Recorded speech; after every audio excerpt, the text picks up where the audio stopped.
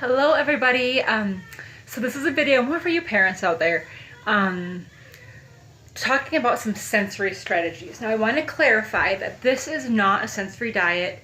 This is not going to work for everybody. This is kind of a generalized overview of some sensory strategies. I know sensory is kind of a hot word right now. Some of your kiddos are getting sensory strategies throughout the day in the classroom. Before work or in between work, and it's harder to sometimes implement those things at home. So I just wanted to chat a little bit about some of those things, so you guys kind of have an idea of what you can do with your kids if they're having a hard time attending, whether they're lethargic or they have too much energy, whatever that might be. Again, this is not saying your child has a sensory issue, some sort of dysregulation.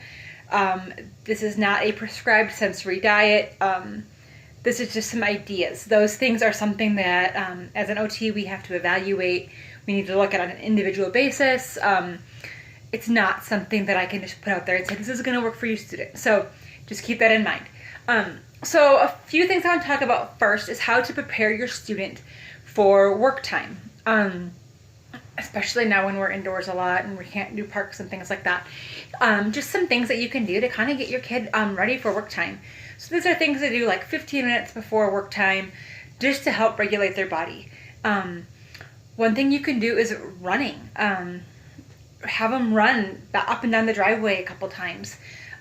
Don't wear them out. Don't force them to run if they're exhausted and they're sweating and they're, but let them do a lap or two, down the driveway. That gets their body moving. It gets the inner ears. There's this vestibular input that the hairs in your little inner ears can feel. It gets you kind of moving. That's that horizontal back and forth motion. That'll get a body ready to learn. Bike riding, if you have a bike available, go on a quick little bike ride. Just that movement of pushing the pedals and holding onto the handlebars, and again, that movement of your body going through space. Those are all really great things. If you have access to a swing, I know most of us don't. I know I don't for my kids. Have them go swing for a few minutes. Or if they have a trampoline, have them jump on a trampoline for a few minutes. I will say a word of caution about the trampoline is it can get a student who is a sensory seeker, one of those kids who's always bumping into things, pushing things, a little more active.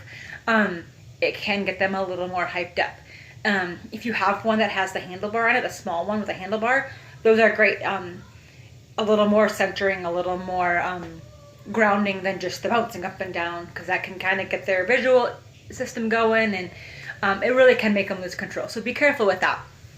So those are a few ideas for that. Another one, before I move on, is have your child spin in a circle 3 times, and then spin the other direction 3 times, and then have them sit down to work. So those are some ideas to kind of get that vestibular system going, the proprioceptive input going, just to kind of get them ready to work. A few other ideas is while they are working, wiggle cushions are kind of a big thing for some of our active kids. Get some kind of that energy out while they're working. But who has a wiggle cushion at home? I know I don't. I'm sure none of you do.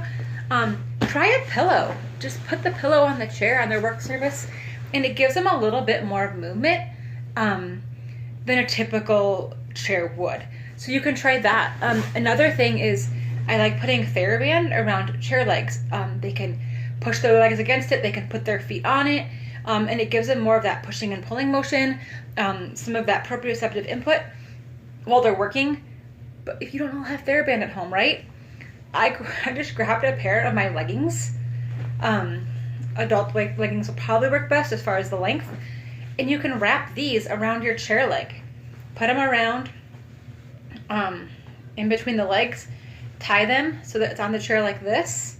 And they can push their feet awkward angle, this way, while they're working. It might help get that energy out while they're working. So those are a few ideas. One last idea as kind of a break. If you have 2 adults in the house, this works really well. You can kind of make your own hammock swing. Just grab a sheet, have the child lay in the swing, you each grab an end, and swing them slowly back and forth. If you go too fast, they might get a little more wound up, but it's really relaxing if you're swinging slowly back and forth. So those are a few ideas of what to do while you're working for sensory type input. If you have questions, please reach out. This can kind of be a hard subject, hard to tackle, to know what to do. If it's a student that I work with regularly, I may have some additional tips for you, because I know those students better than just the average student. So hope you're doing well, and please reach out if you have any questions. All right, bye.